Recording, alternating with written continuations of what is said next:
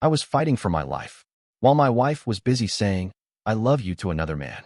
So I took the house, the money, and left her with nothing. My name's Logan. I'm 34 years old, and I live in Ohio. 2 years ago, life threw me a curveball I wasn't prepared for. I was diagnosed with a pretty serious autoimmune disorder. Nothing life-ending, but it knocked me down hard. Fatigue, joint pain, constant hospital visits. It became my reality for months. And through all of it, I really believed my wife, Ava, had my back. We'd been married for 6 years, together for 9. She was my best friend, or so I thought. She'd always tell me, "In sickness and in health, right, babe?" That stuck with me. I leaned on her, maybe more than I should have. The illness stripped away a lot of my independence. I couldn't work for a while. I was physically weaker than I'd ever been. Ava took over the finances, the groceries, paying the bills, everything. I told myself, this is what marriage is, supporting each other when life gets hard. But something started feeling off. Ava had always been an affectionate person. Little texts during the day, checking in, asking if I needed anything while she was out. But those texts became less frequent. The calls got shorter. She started working late, more often. Weekends were suddenly filled with vague errands or helping a friend. At first, I chalked it up to stress. My illness was weighing on her too, obviously. I even felt guilty for thinking anything negative. I was the one who got sick. I was the burden, right? But the distance between us kept growing. Then came the night that shifted everything. She said she had a work dinner. I asked if she wanted me to order her food for when she got home, and she mumbled something about "don't wait up." Weird, but okay. A few hours later, I noticed her iPad sitting on the kitchen counter. Normally, I wouldn't touch her stuff. I've never been that guy. But something about the way she left it there, wide open, with her messages app lit up, felt like the universe handing me a truth I wasn't ready for but desperately needed. The first thing I saw was a text thread labeled Jason. My hands didn't shake. My heart didn't race. It was like my body just went cold, detached, almost mechanical. I opened it, scrolled, and there it was. Weeks, no, months of texts. Not vague flirting, not harmless conversation. This was full-blown cheating. Photos, videos, plans, inside jokes, calls when she was working late. I read things I can't unread. Her telling him she missed his touch, joking about how I was too sick to notice anything, how she couldn't wait for our weekend getaway. That one hit harder than anything else. Weekend getaway? I checked the dates. It was the same weekend she told me her company had a mandatory conference out of town. She even made me help pack her bags. I sat there on the kitchen stool, just staring at the screen for I don't even know how long. The weirdest part? No immediate anger. No screaming. No punching walls. Just this sinking realization that the person I trusted most, my partner, my wife, was not who I thought she was. I closed the iPad quietly, stared at the kitchen wall for a long time. Then, something inside me shifted. It was like a switch flipped. I realized, I might be sick, but I'm not weak. And if Ava thought I was too broken, too dependent to figure this out, well, she was about to learn just how wrong she was. Do you guys think I should have confronted her right then? Or was it smarter to stay quiet and plan? I didn't sleep that night. I laid there next to her, listening to her breathe, pretending like everything was fine. She had no idea I knew. And honestly, that gave me time to think. Time to plan. Confronting her in that moment would have given her control. Let her spin her story, play the victim, cry, apologize, or worse, lie more. I wasn't giving her that chance. The next morning, I woke up before her. Made coffee like usual. Asked if she needed anything before work. Business as usual. She gave me that same peck on the cheek she always did. Same fake smile. Told me she loved me. I smiled back.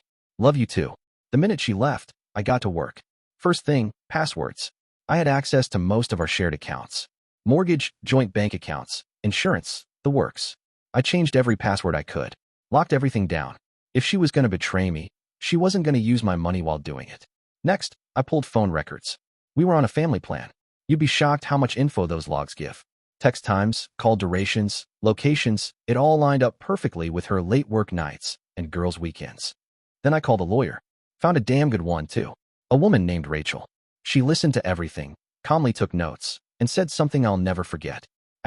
Logan, you're handling this a lot smarter than most people do. Let's make sure this ends on your terms, not hers. Over the next few weeks, while Ava thought life was normal, I gathered everything. Screenshots, call logs, bank statements, even camera footage from our front door, her leaving with overnight bags when she claimed she was just grabbing dinner with coworkers.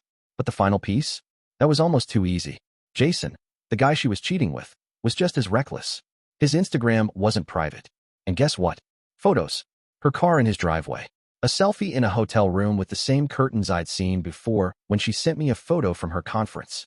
It felt surreal, like watching someone else's life implode, except it was mine. Now here's the thing. I could have just hit her with the divorce papers. But that felt too clean, too easy for her. I needed her to understand the weight of what she'd done. So I waited for the perfect moment. It came on a Saturday. She told me she was going out to brunch with her friend, Melissa. Said they were doing a girls' day. I told her to have fun. Even slipped her a little extra cash from my wallet. She smiled, kissed me goodbye, and left. 30 minutes later, thanks to the GPS tracker I quietly placed under her car the week prior, I watched her drive right past the brunch spot. Straight to Jason's house. Perfect. I drove over too, but not to confront her yet. No, I had one stop to make first, the bank.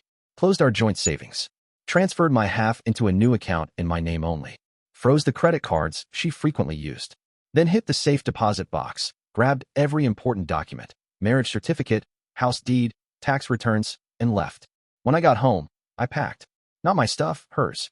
Every piece of clothing, every shoe, every handbag she owned went into boxes, labeled, sitting neatly by the front door. I even changed the locks. An hour later, I sat on the couch, divorce papers on the coffee table, just waiting. And when her car finally pulled into the driveway, I didn't feel nervous. I didn't feel scared. I felt ready. I watched her step out of the car, adjusting her hair like she always did when she wanted to look cute. She had no clue. Not a single one. She walked up to the door, tried her key, and it didn't work. Again, then a third time. I could hear the key rattling from inside. I opened the door just enough to see her face. Confused, then annoyed.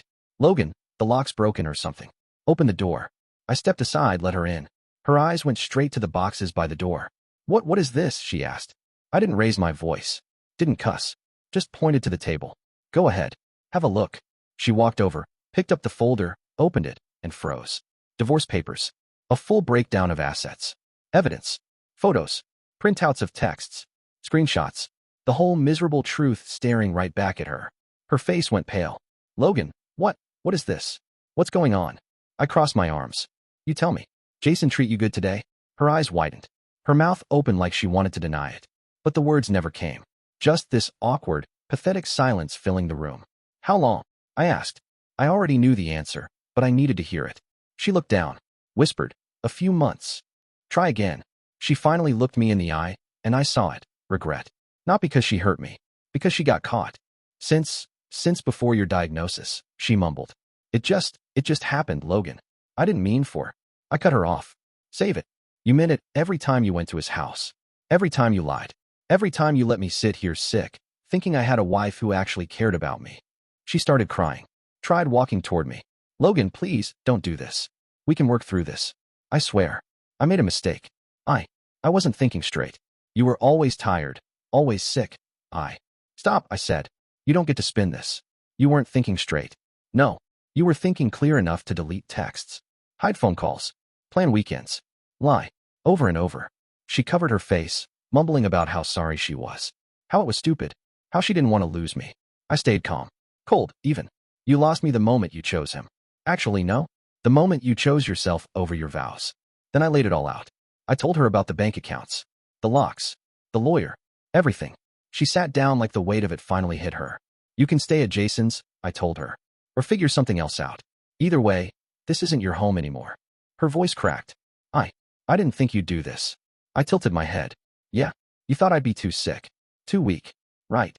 She didn't answer, just sat there, quietly crying. I didn't yell, didn't fight. I simply opened the door. Your stuff's packed. Have a good life, Ava. She walked out, slowly, quietly, like a ghost leaving a house it no longer haunted. Over the next few months, the divorce went through smoothly.